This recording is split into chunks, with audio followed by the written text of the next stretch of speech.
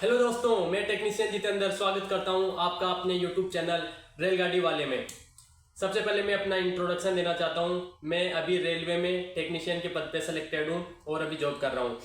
तो कई स्टूडेंटों के लगभग रोजाना कमेंट आ रहे थे कि भैया आप एक स्ट्रेटजी वीडियो बना दो कि आपने कैसे प्रिपरेशन की। यूट्यूब पे पहला वीडियो डाला था टेक्नीशियन का, जो भी मेडिकल में जो छोटी छोटी चीज़ों कैसे ध्यान रखना था, फर्स्ट वीडियो डाला था। आप यकीन नहीं करोगे, आप देखना उस पर 12,000 प्लस व्यूज जा चुके हैं और अच्छे कमेंट आए हैं और भाइयों के सारों की हेल्प हुई है। और मैं छोटी छोटी चीज़ें बताया हूँ व्हाट्सएप पे, वो नंबर दे रखे थे तो नंबर पे वो मैसेज किए थे व्हाट्सएप पे। अच्छा लगा, उनका भी सिलेक्शन हो रहा है, सभी का सिलेक्शन हो रहा है और उनका भी सारा डाउट। और वीडियो के अंत तक बने रहे। मैं आपको प्रत्येक साइंस के लिए हर एक छोटी छोटी चीज़ों के लिए हर एक छोटी छोटी चीज़ें बताऊंगा कि कैसे प्रिपरेशन करना है, कहाँ से प्रिपरेशन करना है और कौन सी बुक्स फॉलो करना है, कितनी बार रिवाइज करना है, एग्जाम से पहले कितने दिन पहले कितनी बार रिवाइज हो जाना चाहिए। सारे एक एक पॉइंट के बारे में मैं बताऊंगा। तो मैंने सब कुछ बना लिया है जिससे आपको एक भी पॉइंट छूटे नहीं। तो सबसे पहले मैं आपको बता देता हूँ कि जब नोटिफिकेशन आया था तो मैंने नोटिफिकेशन में देखे, पहले मैं एसएससी सीजीएल की प्रिपरेशन कर रहा था। तो जैसे ही लोको पायलट का पहले नोटिफिकेशन आया था तो मैं सोचा एक बार इसको भी देख लेता हूँ। तो मैंने उसका सिलेबस देखा तो मैं सोच रहा हूँ साइंस में तो अपनी कवर ही है, ओनली अपन को साइंस कवर करना और करंट अफेयर को लास्ट टाइम में यूट्यूब से कवर कर लेंगे तो अपना काम हो जाएगा। तो मैंने सर्वप्रथम जाके मॉक टेस्ट लगाया। जिस दिन नोटिफिकेशन आया था उसी दिन मॉक टेस्ट लगा दिया डायरेक्ट। तो मेरे उसमें से लोको पायलट के प्री में 75 में से लगभग 45 या 46 नंबर आए थे। तो मेरे लगभग मैथ तो और रीजनिंग के तो लगभग सारे सही थे। तो मैं सोचा कि जो अपन साइंस पढ़ रहे हैं एसएससी सीजीएल के लिए, वो साइंस तो आ ही नहीं रही, ये तो कुछ डिफरेंस है, ये तो अलग ही है थोड़ी। तो मैं सोचा कि साइंस आ कहाँ से रही है। तो मैं पहले आसपास इधर से पूछा किसी से और इंटरनेट से पता किया और यूट्यूब से एक दो वीडियो देखी, भाई साइंस कहाँ से पूछी जाती है रेलवे में। मेरे को रेलवे का बिल्कुल पहले नॉलेज नहीं था। तो मेरे को पता चला कि रेलवे साइंस ओनली एनसीईआरटी से पूछती है। तो मैंने जाके 9th और 10th की बुक ऐसे इधर दोस्तों के हेल्प से ले ली और फिर उसको थोड़ा बहुत ऐसे ही हाईलाइट से पढ़ा कि देखते तो सही क्या चीज़ है क्या। ऐसे तो 9th और 10th में पढ़े थे तो 3-4 साल हो गए थे पढ़े। तो फिर मैं उसे पढ़ा, नॉर्मल पढ़ लिया। तो मैं सोचा हाँ भाई साइंस तो यहाँ से आ रही है, क्योंकि मैंने मॉक लगा दिए थे 1-2। तो साइंस का पता चल गया और मेरे को पता चल गया कि क्या फॉलो करना है और कहाँ से पढ़ना है। क्योंकि आपका एक बार डायरेक्शन क्लियर हो जाता है ना कि कहाँ से पढ़ना, तो आपको आसानी से हो जाती है मॉक टेस्ट में नंबर बढ़ाने के लिए। तो मैं जो भी ये साइंस 9th और 10th लिया है, पहले 9th को कवर करने लग गया। तो प्रत्येक चैप्टर का हर एक लाइन मैंने क्लियर किया है, एक हाईलाइटर लिया और 9th को पढ़ने लग गया। जो भी कुछ रिएक्शन आती थी, कुछ फिजिक्स में कुछ ऐसी चीज़ें आती थी जो माइंड में बैठ नहीं रही, तो मैं उनके लिए यूट्यूब की हेल्प से वीडियो देख लेता था। यूट्यूब में एक टीचर का नाम बताऊंगा मैं आपको, Neeraj Jahangir sir, science magnet पे पढ़ाते हैं। उनका पूरा सिलेबस यूट्यूब पे पढ़ा है साइंस के लिए। तो मैं जो भी टॉपिक में मेरे दिक्कत आती थी, मैं जाके उनका टॉपिक का नेम डाल देता था और उनसे पढ़ लेता था, फिर वापस आके ढंग से लिख लेता था। अलग से मैंने बिल्कुल भी नोट्स नहीं बनाए साइंस के लिए, मैं 9th और 10th की बुक में ही लिखता था। जो भी लाइन मेरे को समझ में नहीं आती थी उसके लिए मैं ट्रिक बना लेता था। केमिस्ट्री में कुछ रिएक्शन ऐसी होती है जो अपन के कितना ही पढ़ लो वो दिमाग में नहीं बैठेगी, तो उनको अलग तरीके से याद करता था। पर मैं ये माइंडसेट था कि हाँ एक भी चीज नहीं छोड़नी। 9th और 10th में थे, मेरे को आसपास ही पता चला कि 9th और 10th से ही आता है, लगभग 99% ही उसमें से आता है। कभी 1-2 क्वेश्चन इधर से उधर से हो जाए, नहीं तो 99% क्वेश्चन जो एग्जाम में वो 9th और 10th से आते हैं। तो मैंने सोचा भाई एनसीईआरटी को अपन को कवर करना और साइंस के लिए कुछ भी फॉलो नहीं करना है। मैंने नोट्स नहीं बनाए, क्योंकि नोट्स में वीडियो देखूं, फिर सिलेबस कवर करूं, फिर उसके नोट्स बनाऊं, फिर उसको रिवाइज करूं और कुछ छूट जाए तो पता नहीं। इसलिए मैं सोचा कि 9th और 10th के अलावा कि कोई भी चीज़ फॉलो नहीं करना अपन को। तो जो भी टॉपिक होता था यूट्यूब से कवर कर लेता था, आसपास से कवर कर लेता था, दोस्तों से समझ लेता था। पर हर एक चीज़, हर एक रिएक्शन, हर एक फिजिक्स का नियम, हर एक चीज़ को क्लियर कर लिया। पता चला कि 9th और 10th में थे, एनसीईआरटी ने कुछ टॉपिक हटा दिए हैं। तो मैं सोचा कि क्या पता रेलवे पूछ ले इस बार, अपन रिस्क नहीं ले सकते। तो वो जो टॉपिक हटाए थे उनको भी मैंने रट्टा लगा लिया था पूरी। 9th और 10th की बुक अभी घर पर रख गई, अभी मैं बाहर हूँ तो आपको बताता हूँ उसकी क्या हालत हो गई थी। लगभग एग्जाम से पहले 25-30 बार रिविजन हो गया था उसका। मतलब इतनी खतरनाक तरीके से रट में आ गई थी वो कि हर 1 घंटे में एक बुक का रिविजन हो जाता है, हर 1 घंटे में 9th और 10th का रिविजन कर देता था मैं। एग्जाम से पहले एग्जाम देने गया, भाई एग्जाम शुरू होने वाली है, 9th और 10th के निकाले, जल्दी जल्दी रिवाइज कर दिया, सारी चीज़ें याद हो गई थी, शॉर्ट नोट्स बना लिए थे। फिर जैसे ही 9th और 10th की अच्छे तरीके से ये हर एक चीज़, हर एक लाइन याद करने में मेरे को हर एक ढंग से याद करने में, याद तो सभी करते हैं, ऊपर ऊपर से पढ़ने से कुछ नहीं होता, हर एक चीज़ लाइन याद करनी थी मेरे को। तो मैं हर एक चीज़ को लाइन बाय लाइन याद करने के लिए ट्रिकें बनाते था, कुछ किसी से रिलेट करता था, पर उस चीज़ को मैं छोड़ता नहीं था। जैसे एक अभी तो वो टॉपिक हट गया, मैं आपको बताता हूँ। ये मतलब वो था डरमेटा कार्टेटा, ये जो थे वो याद नहीं होता, बोटनी में था ये शायद, तो वो याद नहीं होते थे। फिर भी मैं उनको कैसे भी करके पूरा प्राणी जगत का जो चैप्टर था बहुत हार्ड था, वो याद नहीं होता था, फिर भी रट्टे लगा के ट्रिकें बना के सारी चीज़ें याद कर ली थी। एक लाइन याद नहीं छोड़ी थी मैंने जो मेरे को याद नहीं थी। तो मेरे को 2 महीने में याद हो गए, और फिर मैं रोजाना रिवाइज करता था, रोजाना डेली बेसिस पे रिवाइज करता था। आज 6-7 चैप्टर हो गए, दूसरे दिन 5-6 चैप्टर रिवाइज कर लिए। मैं तो रीजनिंग के में क्वेश्चन लगाता था, क्योंकि मेरे मैथ और रीजनिंग ऑलरेडी क्लियर थे, हर एक चैप्टर और एक टॉपिक। और करंट के लिए मैं सही बताऊँ ना, मैं करंट और जीके पे ध्यान ही नहीं दिया। मैं सोचा अगर इनमें अच्छा स्कोर हो गया ना अपना, तो अपनी नैया पार लग जाएगी लोक पायलट के प्री में। और मैं साथ में फिर थोड़े दिन बाद टेक्नीशियन का आ गया था नोटिफिकेशन, फिर साथ में दोनों को मॉक लगाने लग गया। और दोनों को साइंस तो सेम ही थी, टेक्नीशियन में 40 नंबर की पूछ रहा था और इसमें 20 नंबर की पूछ रहा था। तो मेरे का एक ही इरादा था 9th और 10th तो रटन आए अपने को।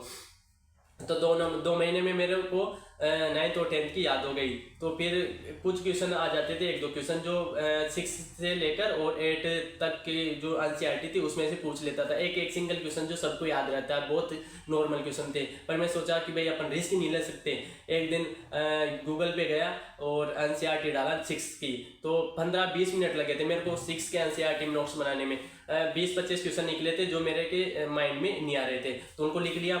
और एक ही दिन में मैंने 6, 7, 8, 6, 7, 8 तीनों को एक इतना 4-5 पेजों की पतली सी बनी थी, उसके नोट्स बना लिए पूरे। हाँ भाई इनमें से ये इंपॉर्टेंट है, लगभग पूरा मटेरियल था, लगभग 25-30 लाइन का, जो 6, 7, 8 तीनों किताबों का था। मेरे को पता था भाई रिस्क बिल्कुल भी नहीं लेना, रेलवे साइंस एनसीईआरटी से पूछती है और अपन को एनसीईआरटी घोल के पी जाना है। तो लगभग मेरा अच्छा था, कवर हो गया था। और मैं एग्ज़ाम के 2 महीने पहले तक उसे 1-2 महीने तक मैं वीक में 1 या 2 मॉक टेस्ट देता था। मॉक टेस्ट भी ऐसे नहीं देता था, मॉक टेस्ट लगा लिया, हाँ भाई इसमें इतने नंबर आए चलो छोड़ो, ऐसे नहीं। मॉक टेस्ट बिल्कुल भी एग्जाम में, जैसे एग्जाम में बैठे रहते थे, लाइब्रेरी में पढ़ता था मैं, लाइब्रेरी में बैठा, बिल्कुल शांत माहौल होता है। आप लाइब्रेरी नहीं जा रहे तो लाइब्रेरी ज्वाइन कर लीजिए, आप वहाँ पर एक तो स्ट्रेस फील नहीं होगा, सबको देखोगे तो मोटिवेट रहोगे और अच्छे से पढ़ाई हो जाएगी। तो मैं लाइब्रेरी में सुबह सुबह जाता था, मॉक लगा देता था। मूड काम नहीं कर रहा, पढ़ाई का मन नहीं कर रहा, मॉक लगा देता था, बेटा बेटा साइंस के क्वेश्चन देख लाता, प्रीवियस ईयर देख लाता था। पर साइंस को मेरे को माइंड सेट क्लियर था कि साइंस में एक ही क्वेश्चन गलत नहीं होना चाहिए, और उसी की वजह से मेरे लगभग आउट ऑफ 100 मार्क्स आए हैं। तो पहले 2 वीक में 2 टेस्ट लगाना शुरू किया, अच्छे से एनालिसिस किया, 2 घंटे एनालिसिस करता था हर एक प्रत्येक क्वेश्चन को, टेक्नीशियन वाले पेपर को और लोक पायलट वाले पेपर को।